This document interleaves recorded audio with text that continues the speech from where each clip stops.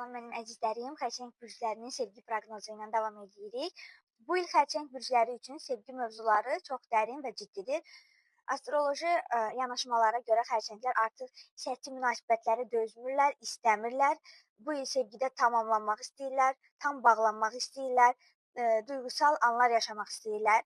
Keçmiş mövzuları, köhnə münasibətləri xatırladan insanlar yenidən il ərzində ortaya çıxa bilər, amma bu il sənin üçün əsas dərs keçmişlə gələcəyi ayırmaqdır.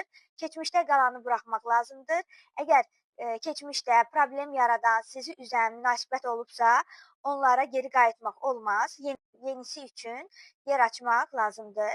2026-cı il duyğular daha mürəkkəb və dərin olacaq. Bu evlilik və ailə ilə bağlı ciddi addımlar üçün çox yaxşı bir il ola bilər. Gəlin indi 3 kart çəkəcəm. Kartlarla görək xərçənglərə nə mesaj verir?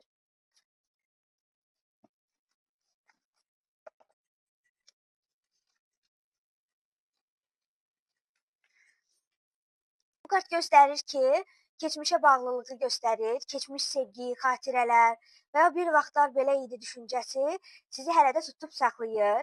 Bu ola bilsin ki, yeniyə addım ata bilməməyinizin səbəbi də keçmişdəki olan münasibətlə müqayisə etmək, xoş günləri xatırlayıb onu tutub saxlamaqdır. Bu ilədək sevgi sənin üçün çox nostalji olub. Bu kart isə qeyri-müəyyənlik və daxili qorxuları göstərir. Bu il sevgidə hər şey dərhal aydın olmaya bilər. Hisslərin amma çox güclüdür, şübhələr də var. Bu kart deyir ki, hər hiss doğru istiqamət demək deyil.